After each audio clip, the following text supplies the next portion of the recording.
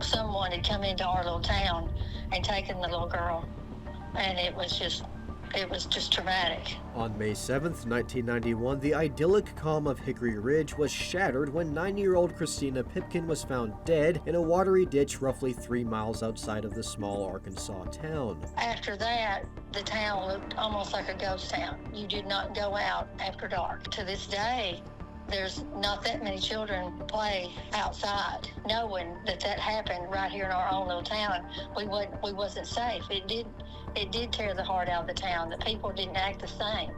They were too afraid. It put everyone on edge in this type of community because we've never had any real crime. Nobody wanted their kids to go out and be out past dark. The nightmare began when 3 days earlier on the evening of May 4th, Christina disappeared. The little girl had asked her parents if she could walk around the neighborhood and sell costume jewelry for a school fundraiser, and left the house around 4:30 to 5 p.m. It would be the last time her family saw her alive. By the time the family was getting ready for dinner around 8 p.m., they had grown worried. Christina knew to be home before dark and had never been out alone that late before. Her parents began searching for her door to door. When they couldn't find her, a search was organized and townsfolk combed Hickory Ridge looking for Christina. By 9 p.m., her parents were convinced she must have been abducted. The Cross County Sheriff's Office was called in. The search ended abruptly 3 days later on May 7th, when a local man and his 2 young sons found Christina's body floating in Cow Lake Ditch by a bridge on Highway 42, nearly 4 miles outside of town. We looked down from the bridge,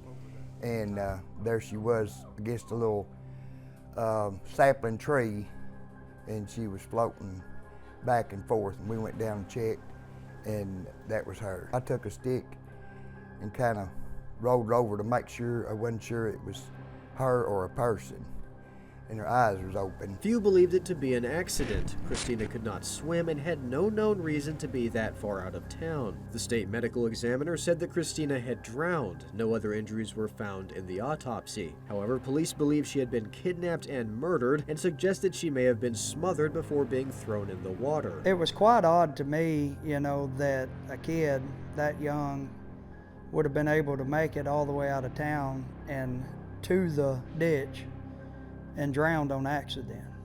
And there was some question about it could have been an accident, but I don't see that happening. Many residents in this small community say they're now living with the uneasy feeling that Christina's killer could still be here, someone everyone knows.